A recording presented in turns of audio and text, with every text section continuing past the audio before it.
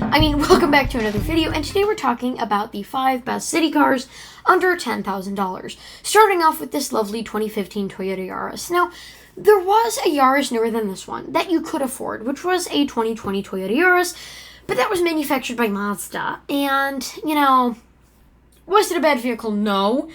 Was it super reliable? No, right? I definitely believe that this generation was a lot more reliable, so I've decided to choose it for today's video. Now, the Yaris is small but mighty. It has a very capable engine and a very capable stance about it. The back seats are incredibly comfortable as they are a slab of foam. Sometimes cheap things are just better than more expensive, air quotes, ergonomic things, right?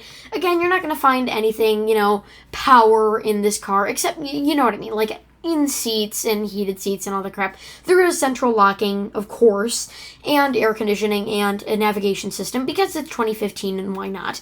You do not have any buttons on your steering wheel, boo-hoo for you, but other than that, the entire car is really nice. Like I said, this will get you to work every day, and surprisingly, these are very, very safe. The IHS said, it's actually a pretty decent car for being so small. Now, one thing that is annoying is this Toyota moldy plastic, like the malleable stuff, like this styling, like the blob. That's what I like to call it, the blob styling. And I don't think it's that bad in this car, but sometimes it is just awful. Now, this is selling for $9,999, and it's got 105,000 miles on it. Overall, everything's pretty clean about it, not bad at all. Navigation system, Bluetooth, USB port, automatic emergency braking, brake assist, stability control. Other than that, everything is really good. Front wheel drive, and of course you can see 30 to 36 miles per gallon. This does have an inline 4, which is better than the inline 3 of the Mitsubishi Mirage, which is why you will not find it on this list. I wanted something that would be safe, and it's actually the most, don't sue me, but according to the Insurance Institute for Highway Safety, it's the most deadliest car by having the most number of deaths per 1,000 sold at 124, I believe, last time I checked. It may have been updated since I last checked, like 2 weeks ago. But anyway, yeah, great car if you can find one of these, great. You have a driver information display in your, little information cluster, but other than that, everything's pretty good. This C, we all love the C, and the C is always amazing, even if you don't live in the city. Consider a C. I see you look good with the C. Now, the C came in a lot of colors, and this blue was, in fact, one of them. I've always loved this blue. I believe this, at launch, there was, an orange, too, and they were both, especially with Casio watches, small things, not cars. I love it when, certain colors go together, like the F91W had a yellow, orange, blue, pink, and red or black or white variant, and I have all of them, and they're all great. I can't remember. Different room. Anyway, the entire interior of this car is so much nicer than the Yaris. This is the nicest car on this list. You have a driver information display up there, your classic Toyota Prius style gauge cluster, single zone climate control, but you do have a navigation screen, and of course you have a tray to put your belongings. Toyota's always been really good about that. Now, you do not have a gauge cluster, but you do have somewhere to put your drinks, and a classic Toyota shifter. Now, again, very nice. You have a lot more legroom in this car than you would in the Yaris. This is by far one of the biggest cars here, except for the next car that we will get to. You also have an aux port and USB port, which are very nicely in reach. You've also got, the controls are easy to use, simple to read. Everything about this car is just great. You also have your EV and eco mode, which is very nice, especially when, driving. You can just bop it into a mode. And since this thing is so tiny and squirt, this even has a smaller hybrid synergy drive system. It's actually not that bad. Now, what I like about Toyota, in some of their other cars, they just put a slab of, foam as the back seats. This one actually has indentations, which are really nice. Bucket seats, or at least Toyota's version of them. Now the door panels. The door panels are terrible. They're single sheet plastic, which means if something breaks, you have to replace the whole thing, and there's one single piece snap-on piece that snaps over it to give you, air quotes, contrast. But other than that, they're not bad, actually, and I feel like the white plastic kind of goes with the car, unfortunately. But the rest of the car is actually very nice. You even have a little armrest in the front, so Toyota's very bougie with that, and you better thank them very heavily each time you get in this car for that tiny little square of cloth, padded cloth. It's even padded. I know. Padded cloth. Wow, can you believe that? Hybrid synergy drive system, standard, what you would expect. This car is what I would get. This is straight up. $8,000, 92,000 miles, and very clean, very nice car. Summer Rain Metallic is the exterior color. Everything. Yeah, but it says accident or damage, which it should be fine. And also, this price Honestly, the only reason why I picked this listing is because of the blue. Like, I really like the blue.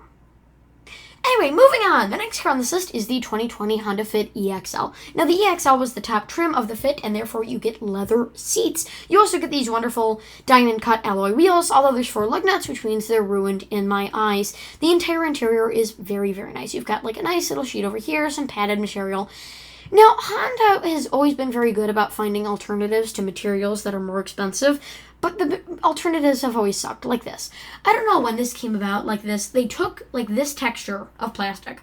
They put it in, what's it called? The bus seat material. It's not pleather, it's worse. Vinyl. They put that on vinyl and then they stuffed it full of foam. And that's what, these cars have always been about. It's not that bad, but it ain't that great. You've also got this, classic Honda steering wheel. Not bad at all. Some buttons on the steering wheel instead of like your plain Jane Toyota, as you'd expect from Toyota. You've also got manual seat controls. Come on, it's a small car. And a partially digital gauge cluster. I know. This is by far, like, one of the best cars here. I still love the Prius more, but still, Prius also had that. You've also got, like, a small little driver information display here, but a almost fully digital gauge cluster on the other side, which is nice. You've got your screen up here. Now, Honda did this for a while, where they did just, like, this ominous thing with a little screen cutout and then, like, buttons that light up depending on what screen you're on.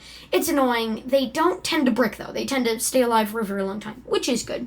You've also got your, letting air in and out, how fast you want the fans to blow, where you want them to blow, and how hot you want it to be, AC button, and then, a manual lever for the switching if you want the air to come from inside or outside. Pretty standard stuff. Leather in the back, just great legroom. This is the biggest car in this class, which we're talking about today, and it's great. Chrome, this is a real car, right? All the other cars kind of feel like farts or blows in the wind, and this one is like a serious, like, chunk car. I will say, what it has in frontal, everything, it lacks in rear. Like, the butt of this car is essentially just the back of the seats on the tailgate. Not that it can't fit a lot. In fact, the Fit can fit a lot for how much it doesn't fit that much. Like, you would think that it wouldn't even be able to fit, like, an iPhone. But actually, it does very well. I believe one of my friends carried an iMac in it. Yeah, you can see it's very blocky, which is good, and it doesn't have a flat load floor, but you'd just be giving up precious cargo space anyway, which this car desperately needs. So yeah, actually not that bad. This one's selling for $9,991, 29,000 miles, and this is the EXL from 2015. So, not bad at all. The next car on this list is a Volvo. Now, a lot of people, we've all seen those apartments, especially in Florida, right? They're trying to, like, make the city bigger, put more funding into it. I think it's all a waste. But, we're seeing a lot of these smaller, like, bungalow-style houses with really small garages. And usually, the smaller cars tend to be cheap, with an exception from the Aston Martin, the Signet, the ridiculous one, that crazy one. And they tend to be cheaper, right? So you may not always want to, get in a cheaper car, right? Not because, you're better than the people that buy those cars, but just because you want different features, yada, yada, yada. And the C30 is perfect for that. It'll fit in a small garage. In fact, you can see how small it is there. And yet it has a decent second row and an amazing cargo space, trunk space area. The one weird thing is that it kind of looks like a very fat, but also very skinny in certain places frog, which is fun, I guess, but other than that, the entire car is very fun to drive. These are one of the best, easiest cars to drive I have ever been in. The entire interior is really nice. Like I said, those rear seats, usually you feel put away in rear seats. This is nice. You get an armrest on both sides and storage, and the seat is comfortable and also leather, and you get a huge amount of storage in the back. Huge. Now we get it. The seats kind of take, but just relax. It's great. It's an amazing, great, fantastic car. The glass hatch isn't as bad as you think it would be, and you can just see this is a proper, very nice car to be inside of. Sunroof, leather everywhere, plastic everywhere. Very nice car, very modern as well for being a 2012. You've, of course, also got your chrome sheet. The chrome wasn't that great, but it also didn't tend to peel, as you can see here, considering this car is now 12 years old. You've also got your cups in there, Now, I would replace the stereo system, because it blows. But it's not as bad as you actually think it would be. Once you actually use the system, you'll be like, oh yeah, it's not that bad. Just plug my phone in, never have to use it again. You do have a driver information display, just letting you know standard stuff like the time, what temperature it is. outside, and it's just a a very classy gentleman's car that can fit in a very small garage. So if you want something luxurious for city places, whether it's just bopping around town or just getting to work, amazing car, 10 out of 10. The next car is the 2017 Volkswagen Golf. Now this, I think, the fit is great. We all love the fit. But the Golf, there's cars that I love where there are better versions of it out there, right? Just objectively better, even cheaper sometimes, right? And a lot of times as car people, we don't want to admit that. And that's kind of me with the Golf. I don't want to admit that it's better than the Fit, because I love the Fit, and I grew up with the Fit, and I can't let it lose to the Golf. But, the entire car is great. You have an excellent amount of rear storage space.